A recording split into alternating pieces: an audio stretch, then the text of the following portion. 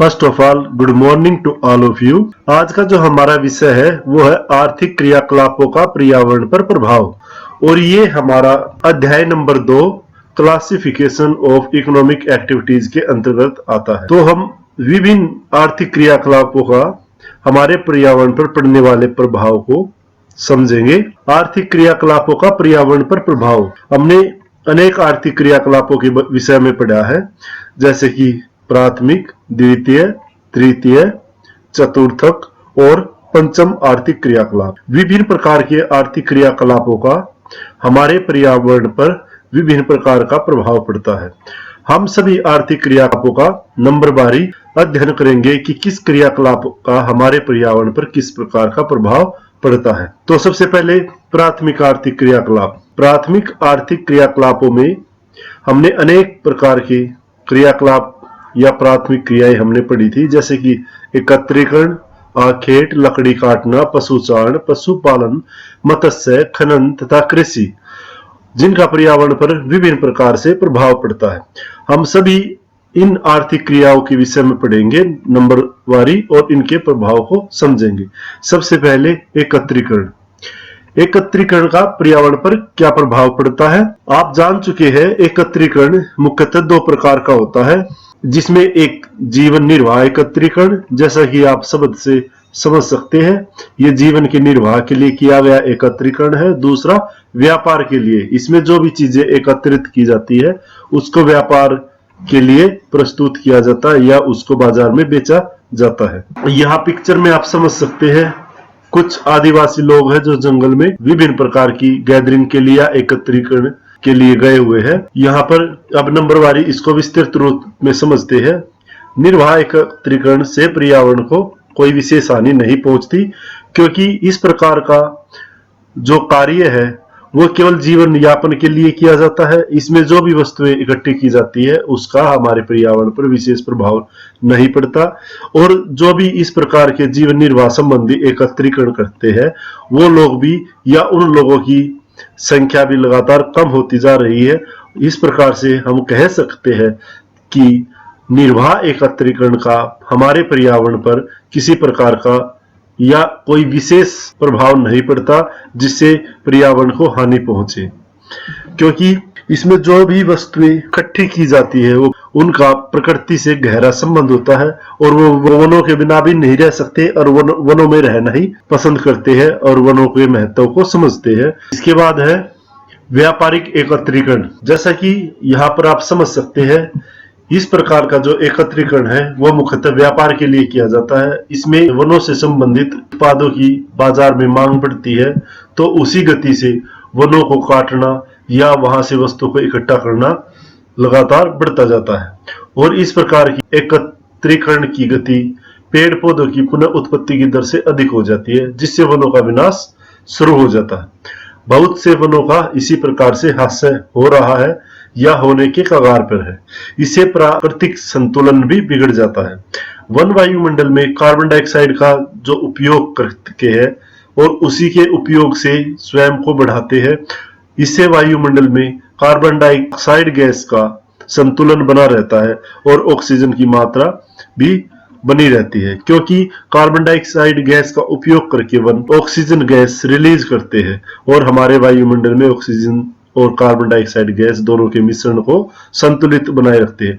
इस प्रकार से हमारा वातावरण ज्यादा दूषित नहीं होता, लेकिन व्यापारिक एकत्रीकरण की वजह से ये संतुलन लगातार बिगड़ रहा है, क्योंकि वनों की अंधाधुंध कटाई शुरू हो रही है। अतः व्यापारिक एकत्रीकरण का हमारे वातावरण पर विपरीत प्रभाव पड़ता है, जो वनों के लगातार कटाव की वजह से प्रदूषण को बढ़ाता है। इसके बाद है लकड़ी काटने के व्यवसाय का पर्यावरण पर प्रभाव। जैसा कि आपको पता है, लकड़ी एक महत्वपूर्ण संसाधन है जो ईंधन के रूप में तो उपयोग होती है, उसके साथ साथ उससे अनेक प्रकार की साजो सामान की वस्तुएं भी बनाई जाती है, और जनसंख्या की वृद्धि तथा मनुष्य की आधारभूत जरूरतों के बढ़ जाने से विश्व स्तर पर वनों की अभूतपूर्व हानि हुई है। यूं तो लकड़ी काटने का काम लगभग सभी प्रकार के वनों में किया जाता है, परंतु व्यापारिक स्तर पर यह व्यवसाय शीतोष्ण कटिबंधीय क्षेत्रों में अधिक होता है। परंतु इन क्षेत्रों में वनों को सुनियोजित विधि द्वारा काटा जाता है, जिसके अंतर्गत वनों को काटने के साथ साथ नए वन लगाने का कार्य भी चलता रहता है। अतः शीतोष्ण कटिबंध में वनों और पर्यावरण पर कोई विशेष प्रतिकूल प्रभाव नहीं पड़ता। यदि देखें तो इसके विपरीत उष्णकटिबंधीय क्षेत्रों में पिछले कुछ दशकों में वनों का बड़े पैमाने पर ह्रास हुआ है। इसका सबसे महत्वपूर्ण कारण उष्णकटिबंधीय क्षेत्रों में पिछड़े व विकासशील देश है और इस वर्ग के अंतर्गत देशों की अर्थव्यवस्था का अधिकांश भाग लकड़ी के निर्यात पर ही निर्भर करता है। दूसरी ओर शीतोष्ण कटिबंधीय क्षेत्रों के अधिकांश देश धनी है और उष्णकटिबंधीय देशों से बड़ी मात्रा में लकड़ी का आयात करने में सक्षम है। इसके अतिरिक्त ये देश वनों के महत्व के प्रति अधिक जागरूक भी है और जितने वे पेड़ काटते हैं उसकी एवज में उतने ही पेड़ नए भी लगाते हैं। लकड़ी की मांग इसकी आपूर्ति से अधिक तेजी से बढ़ रही है और लकड़ी की कमी बहुत महसूस होने लगी है। अतः भविष्य में अधिक तीव्र गति से वनों का ह्रास होने की आशंका है, जिससे हमारे वातावरण में प्रदूषण जैसी स्थिति उत्पन्न होने की संभावना है। जैसा कि आप सभी जानते हैं, वन एक महत्वपूर्ण संसाधन है जो केवल हमारी आवश्यकताएं ही पूर्ति नहीं करते, हमारी आवश्यकताओं की पूर्ति ही नहीं करते, बल्कि हमारे वातावरण को भी शुद्ध रखने में सहयोगी। अतः वनों के अंधाधुंध कटाई से पर्यावरण एवं पारिस्थितिकी की बड़ी हानि होती है और यदि यही प्रवृत्ति तीव्र गति से जारी रही तो मानव सभ्यता एवं मानव के अस्तित्व को भारी खतरा हो सकता है। पशुचारण एवं पशुपालन का पर्यावरण पर प्रभाव। हमने पशुचारण एवं पशुपालन को भी डिस्कस किया था। इसका भी किस प्रकार से पर्यावरण पर प्रभाव पड़ता है उसको समझेंगे। नंबर 1 चलवासी पशुचारण, दूसरा है जीविका पशुचारण। यहाँ पर आप दोनों ही प्रकार के पशुचारण के विषय में समझेंगे कि वो किस प्रकार से हमारे वातावरण को प्रभावित करता है। चलवासी पशुचारण जिसमें आप देखते हैं कि इसमें चरवाहे पशुओं को चराने के लिए एक स्थान से दूसरे स्थान की ओर चारे की तलाश में घूमते रहते हैं। वो एक स्थान पर जहां घास समाप्त हो जाती है तो दूसरे स्थान पर उस स्थान को छोड़कर चले जाते हैं। कुछ समय के बाद पहले स्थान पर वो दोबारा लौट आते हैं क्योंकि उस समय तक वहां पर घास उग चुकी होती है। आवश्यकता पड़ने पर चरवाहे फिर से उसी स्थान पर आकर पशुओं को चराना आरंभ कर देते हैं और इस प्रकार घूमने का यह चक्कर लगातार चलता रहता है और इससे पर्यावरण भी संतुलित बना रहता है। तो हम कह सकते हैं पर्यावरण को ये विशेष प्रकार की कोई भी हानि नहीं पहुंचाए। दूसरी ओर जीविका पशुचारण से भी पर्यावरण को कोई विशेष हानि नहीं पहुंचती, क्योंकि इस व्यवसाय के अंतर्गत किसान अपने खेत में खाद्य फसलें चारे के लिए उगाता है और उससे अपने पशुओं की जो आवश्यकता है उसकी पूर्ति करता है। चारे संबंधी वह इन पशुओं का प्रयोग फिर कृषि कार्य में करता है, उनसे दूध, गोबर व अन्य वस्तुएं प्राप्त करता है। इससे खाद्य उत्पादन में तो कम होता है, परंतु पर्यावरण पर इसका कोई विशेष प्रतिकूल प्रभाव नहीं पड़ता। यहाँ पर पिक्चर में भी हम इनको समझ सकते हैं कि किस प्रकार से चरवासी पशुचारण और जीविका पशुचारण किया जाता है। यहाँ पर 3 जो पिक्चर है ऊपर वाली, इसमें चरवाही पशुचारण को समझाने की कोशिश की गई है, जबकि नीचे वाली 3 जो तस्वीरें हैं इसमें आप देख सकते हैं कि ये जीविका पशुचारण है। दूसरा है व्यापारिक पशुचारण। व्यापारिक पशुचारण में मनुष्य पशुओं को इसलिए पालता है ताकि उससे प्राप्त होने वाले विभिन्न प्रकार के पदार्थों को वो बाजार में बेचकर उससे वो मुद्रा या आय अर्जित करता है। पशु उत्पादों की बढ़ती हुई मांग को पूरा करने के लिए अतिचराई भी की जाती है। वैज्ञानिकों के अनुसार मांस उत्पादन से विश्व की 20% हरित गृह गैस से, जो कि ग्रीन हाउस गैसेस का उत्सर्जन होता है। यह उत्सर्जन पशुओं के लिए चारा पैदा करने तथा पशुओं द्वारा जुगाली करने से होता है। उदाहरणतः गाय द्वारा जुगाली करने से मीथेन गैस का उत्सर्जन होता है, जो कार्बन डाइऑक्साइड से 23 गुना अधिक ग्लोबल वार्मिंग करती है। यहाँ पर दिखाया गया व्यापारिक पशुचारण किस प्रकार का होता है। व्यापारिक तौर पर ही पशुओं को पाला जाता है, उनसे दूध प्राप्त किया जाता है, दूसरी खाल या ऊन जैसी वस्तुएं प्राप्त की जाती है जिनको व्यापार में उपयोग किया जाता है। मत्स्य का पर्यावरण पर क्या प्रभाव है। वैसे तो मत्स्य व्यवसाय का पर्यावरण पर कोई विशेष प्रभाव नहीं पड़ता, परंतु जब मछलियों की प्रजनन दर से मछलियों को पकड़ने की दर अधिक हो जाती है, तो यह आप कह सकते हैं उनके पैदा होने की दर की अपेक्षा उनको पकड़ने की दर अधिक होती है। जितनी मछलियां पैदा नहीं होती उससे ज्यादा मछलियां यदि पकड़ ली जाती है तो पारिस्थितिकी एवं पर्यावरण पर प्रतिकूल प्रभाव पड़ता है। अधिक मछलियां पकड़ने से एक तो मत्स्य संसाधन का हास्य होता है और दूसरे प्लेन कटन की मात्रा जरूरत से ज्यादा कम हो जाती है, क्योंकि प्लेन कटन को खाने के लिए पर्याप्त मात्रा में मछलियां नहीं होती। यह प्रकृति का नियम है कि प्राय बड़ी मछली छोटी मछली को खाती है। अतः जब छोटी मछलियां अधिक मात्रा में पकड़ी जाती है तो बड़ी मछलियों को पर्याप्त भोजन नहीं मिल पाता और इन सभी कारणों से खाद्य श्रृंखला या फूड चेन पर प्रभाव पड़ता है। अतः पारिस्थितिकी तंत्र का संतुलन बिगड़ जाता है और पर्यावरण पर प्रतिकूल प्रभाव पड़ता है। खनन व्यवसाय का पर्यावरण पर क्या प्रभाव पड़ता है, इसको हम समझ लेते हैं। खनन, जैसा कि आप सभी जानते हैं कि हमारी पृथ्वी की जो सतह है उससे विभिन्न प्रकार के खनिजों खोद के निकालने की क्रिया को ही खनन क्रिया या खनन व्यवसाय कहा जाता है। खनन के कुछ महत्वपूर्ण दुष्प्रभाव इस प्रकार से है। खाने खोदने से उपजाऊ मिट्टी नष्ट हो जाती है। सबसे पहले जो खाने खोदी जाती है उसे उपजाऊ मिट्टी है वो क्या है, नष्ट हो जाती है। जो पृथ्वी की सतह पर मिलती विभिन्न प्रकार की वनस्पतियां उसी उपजाऊ मिट्टी में उगती है, लेकिन खनन व्यवसाय से ये उपजाऊ जो मिट्टी की परत है वो नष्ट हो जाती है। खनन क्षेत्रों में उगी हुई बहुमूल्य वन संपदा नष्ट हो जाती है। जब सतह की उपजाऊ मिट्टी नष्ट हो जाती है तो उसके साथ ही उस पर उगी हुई विभिन्न प्रकार की वनस्पति भी नष्ट हो जाती है। वन्य प्राणियों को बहुत भारी नुकसान पहुंचता है क्योंकि वो उसी वन में निवास करते थे, लेकिन जहां उपजाऊ मिट्टी या वनों का विनाश हो जाता तो पशु पक्षी भी अपने आश्रय को खो देते हैं। खनन क्रिया के दौरान अनेक हानिकारक पदार्थ निकलते हैं जो पर्यावरण को नुकसान पहुंचाते हैं, क्योंकि अनेक प्रकार की विषैली गैसें निकलती है या अनेक प्रकार के ऐसे खनिज जो मनुष्य को हानि पहुंचाते हैं या वो वातावरण को दूषित कर देते हैं। जब खनिज समाप्त हो जाते हैं तो खदानों को पुनः भरने की ध्यान नहीं दिया जाता। जहां पर मनुष्य खनन करके बड़े बड़े खड्डे बना देता तो फिर बाद में उनको भरने के लिए किसी प्रकार की कोई क्रिया नहीं करता। खदानों से बड़ी मात्रा में निकली मिट्टी तथा अनवांछित पदार्थों के बड़े बड़े ढेर लग जाते हैं, जिससे भूस्थल का स्वरूप लगभग बिगड़ जाता है। उसके आसपास की उपजाऊ भूमि भी इन ढेरों के नीचे दब जाती है।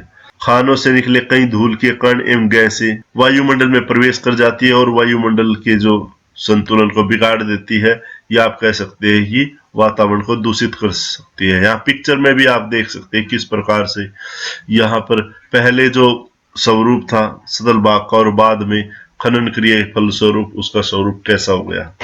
फिर नीचे किस प्रकार से मशीनें पृथ्वी की सतह को खोद रही है विभिन्न प्रकार के जो विभिन्न प्रकार के जो खनिज पदार्थ है उनकी प्राप्ति के लिए। तो इसका इम्पैक्ट जहाँ मनुष्य खनन का सबसे बुरा प्रभाव खनन क्रिया का पर्यावरण पर पड़ता है, जहां हरियाली रहती है उसको वह मरुस्थल में तब्दील कर देता है। कृषि व्यवसाय का पर्यावरण पर प्रभाव। मनुष्य कृषि व्यवसाय करता है, उसका पर्यावरण पर क्या प्रभाव पड़ता है उसको समझ लेते हैं। बढ़ती हुई जनसंख्या की उदरपूर्ति के लिए पिछले लगभग 50 वर्षों में प्रति हेक्टेयर उपज को बढ़ाने के लिए प्रयत्न किए गए। उसके लिए उन्नत बीजों, रासायनिक उर्वरकों एवं कीटनाशकों तथा सिंचाई की व्यापक सुविधाओं का उपयोग किया गया है, परंतु इस प्रक्रिया में पर्यावरण पर प्रतिकूल प्रभाव पड़ा है।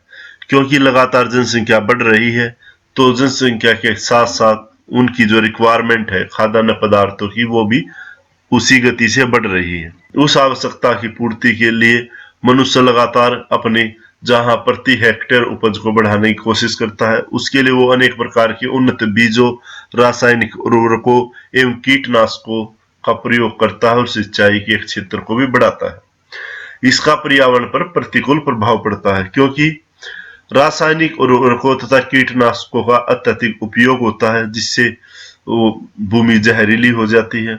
बढ़ती हुई जनसंख्या की आवश्यकताओं को पूरा करने के लिए कृषि उपज में वृद्धि करने के लिए उन्नत बीजों सिंचाई के साथ साथ रासायनिक उर्वरकों कीटनाशकों का प्रयोग किया जाने लगा है। किसान की लालची प्रवृत्ति ने उन्हें पर्याप्त मात्रा से अधिक रासायनिक उर्वरकों तथा कीटनाशकों का प्रयोग करने के लिए प्रोत्साहित किया है। इससे पर्यावरण पर बहुत बुरा प्रभाव पड़ा है। जब कीटनाशकों तथा रासायनिक उर्वरकों का आवश्यकता से अधिक प्रयोग किया जाता तब फसलें उनका पूरा उपयोग नहीं कर पाती और अतिरिक्त अप्रयुक्त रसायन मिट्टी में मिल जाते हैं। ये इसका पहला प्रभाव है जो रासायनिक उर्वरकों तथा कीटनाशकों अत्यधिक उपयोग के फलस्वरूप हुआ है।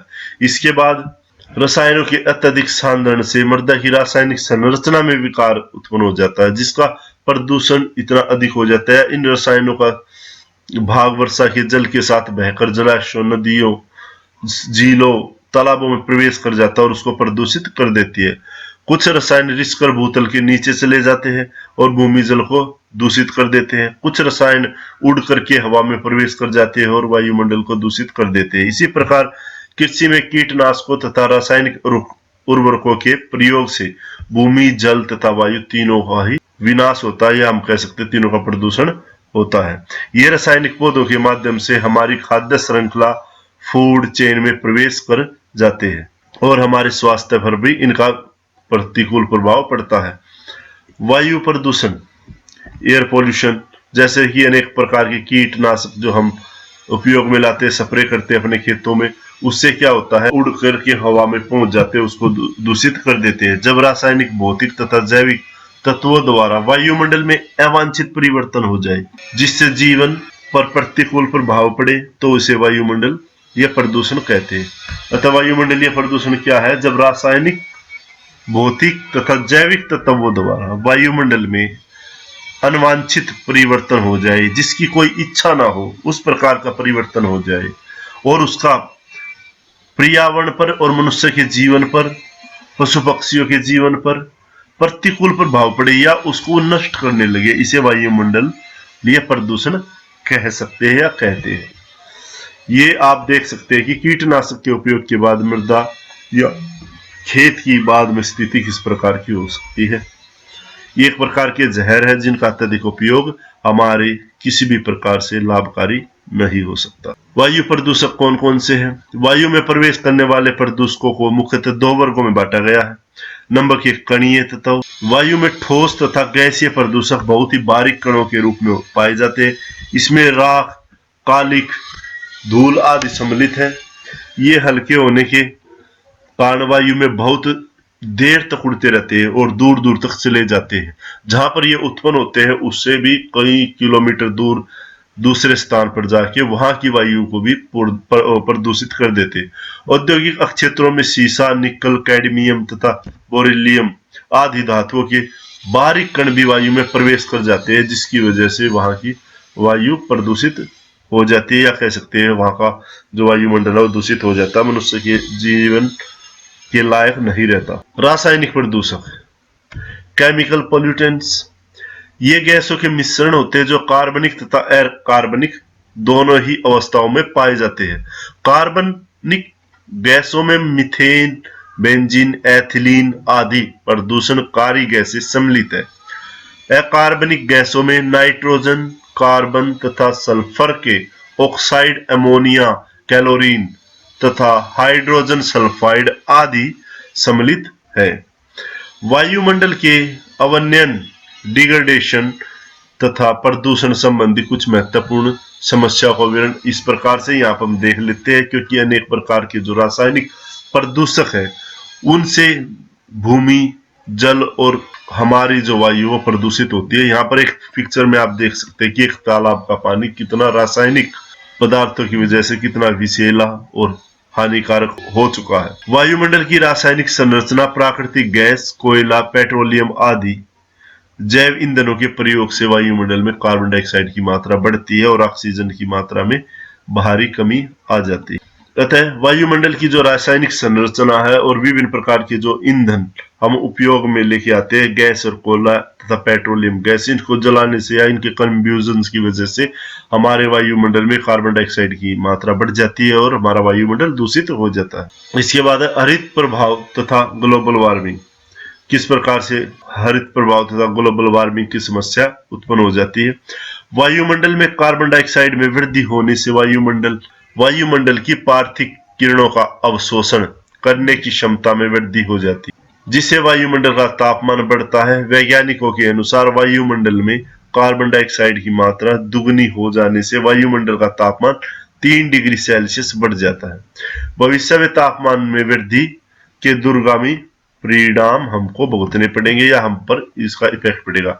आप सभी को पता है कि हरित गृह प्रभाव या ग्लोबल वार्मिंग किसे कहते हैं, कि सूर्य से आने वाली जो गर्म या शॉर्ट वेव आप कह सकते हैं, जो जिसमें हीट है, उसको एब्जॉर्ब कर लेती है। जो कार्बन डाइऑक्साइड गैस है जो हमारे वायुमंडल में पाई जाती है, वो सूर्य से आने वाली गर्मी को एब्जॉर्ब कर लेती है। उसकी वजह से हमारा जो वायुमंडल है वो गर्म हो जाता है। ये जो अवस्था है, गर्म अवस्था हमारे वायुमंडल की, एक सीमा तक ही बियरफुल है या हम उसको सहन कर सकते हैं। यदि कार्बन डाइऑक्साइड की मात्रा लगातार वायुमंडल में बढ़ती जाएगी तो उस कंडीशन में क्या होगा, तो हमारे जो वायुमंडल का तापमान है वो भी लगातार बढ़ता जाएगा। जैसा कि यहाँ पर हमें समझ में आया कि यदि कार्बन डाइऑक्साइड की गैस की मात्रा हमारे वायुमंडल में दुगनी हो जाती है तो वायुमंडल का जो औसत तापमान है वो 3 डिग्री सेल्सियस बढ़ जाता है। दुगनी हो जाने से वायुमंडल का तापमान 3 डिग्री सेल्सियस बढ़ जाता है। तो इस प्रकार से हमारे जो वायुमंडल के आसपास जो कार्बन डाइऑक्साइड गैस है हमारे एटमॉस्फेयर में, उसकी वजह से लगातार पृथ्वी का औसत तापमान में भी वृद्धि होती है। उसके फलस्वरूप अनेक प्रकार की हानिकारक प्रभाव देखने में आते हैं, जहां पर एक और तो हमारे लिए टेम्परेचर को बियर करना मुश्किल है, वहीं दूसरी ओर इससे सूखा बढ़ता, ग्रीन हाउस गैस जैसे कि CO2, हरित गृह प्रभाव तथा ग्लोबल वार्मिंग।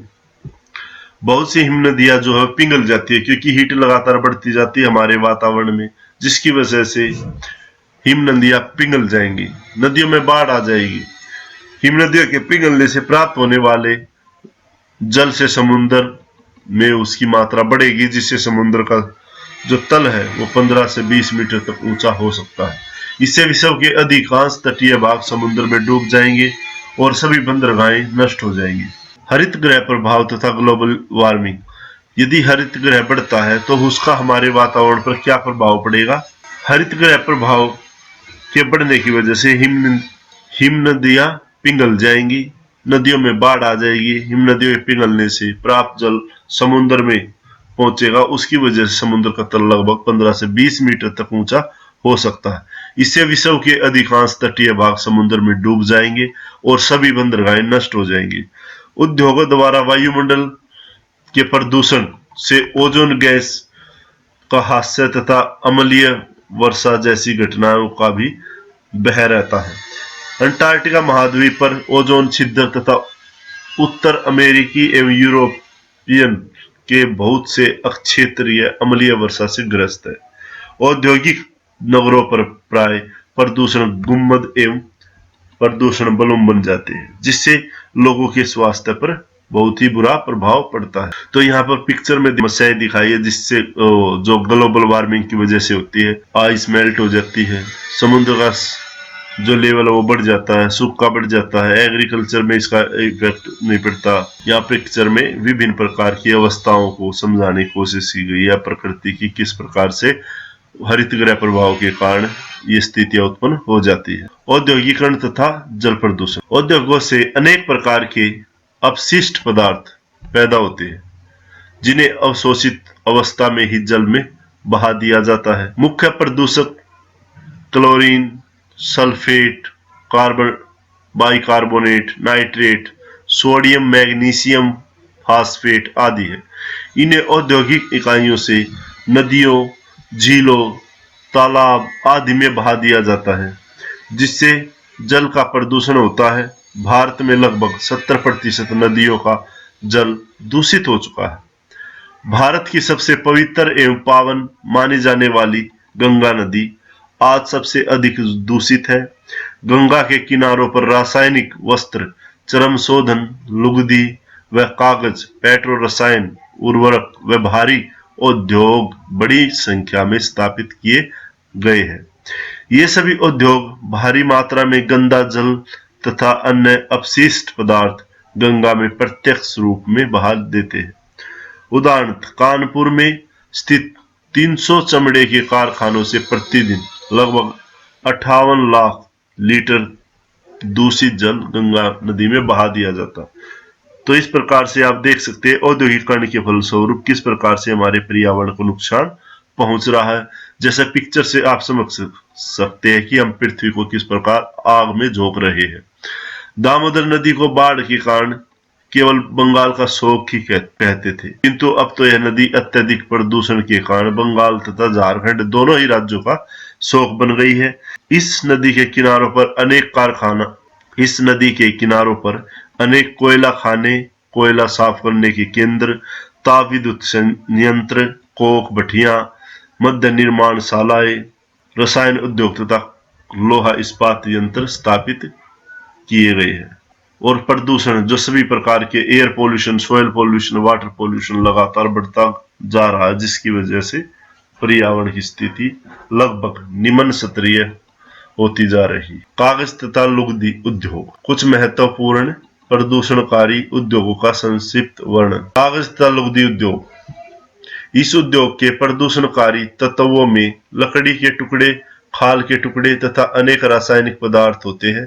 कागज के लिए प्रयोग की गई लकड़ी का लगभग 50% भाग अपशिष्ट प्रदूषणकारी पदार्थ बन जाता है। ये पदार्थ जल में मिलकर उसकी गुणवत्ता पर बुरा प्रभाव डालते हैं। इन पदार्थों के जल में मिल जाने से मछलियों तथा अन्य जलचरों पर प्रतिकूल प्रभाव पड़ता है। कई बार मछलियां मर भी जाती हैं। कई प्रदूषणकारी तत्व गहरे रंग के होते हैं जो जल में मिलकर प्रकाश संश्लेषण पर प्रतिकूल प्रभाव डालते हैं और हमारे पर्यावरण को हानि उठानी पड़ती है।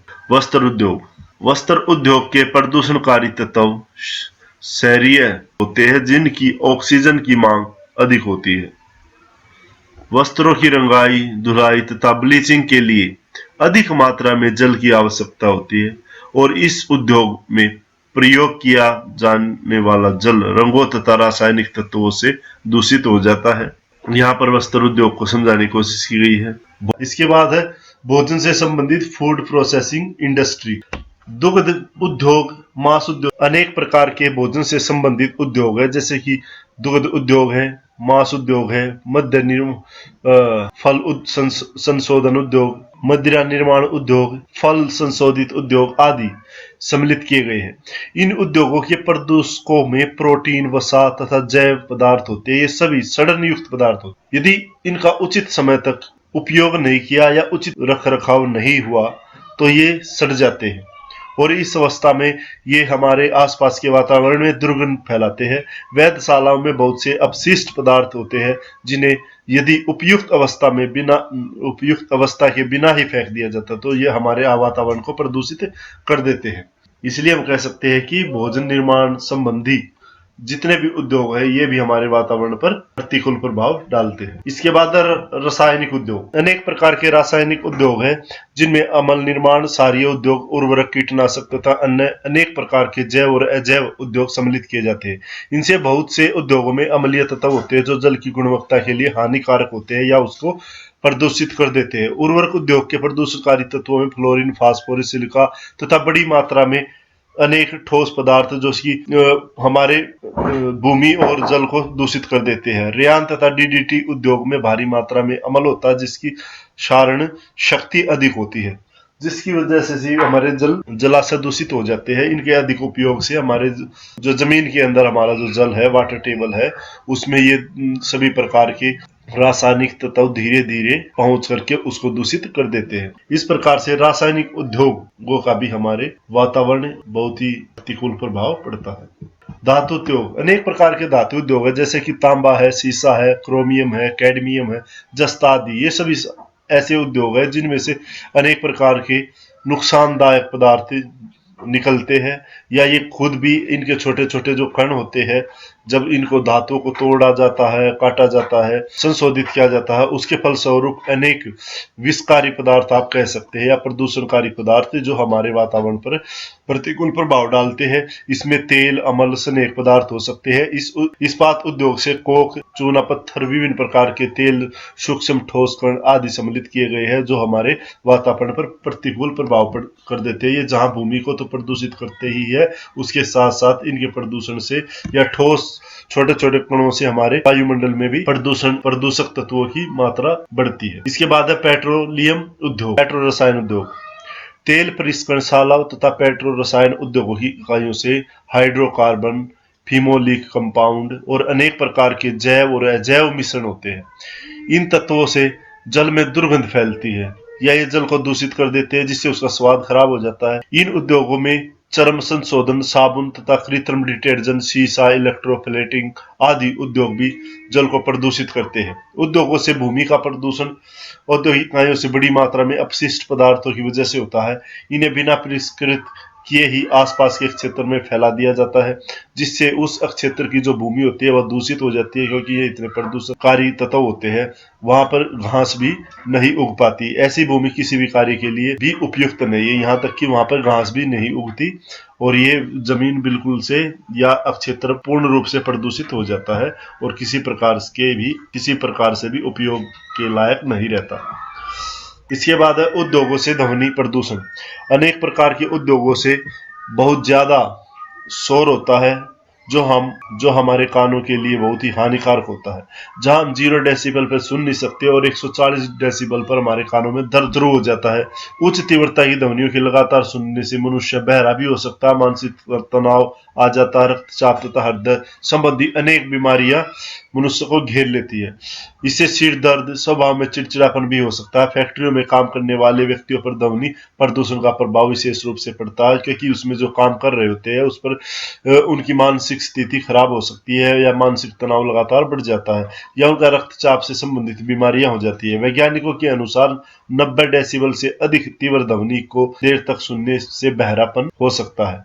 इस प्रकार से उद्योगों से अनेक ध्वनि संबंधी प्रदूषक परिस्थितियां उत्पन्न हो जाती है, जिससे हमारे आसपास के वातावरण में यह समस्या उत्पन्न हो जाती है और लोग अनेक मानसिक तनाव संबंधी बीमारियों से ग्रसित हो जाते हैं। इस प्रकार से आज का हमारे चैप्टर समाप्त हो जाता है।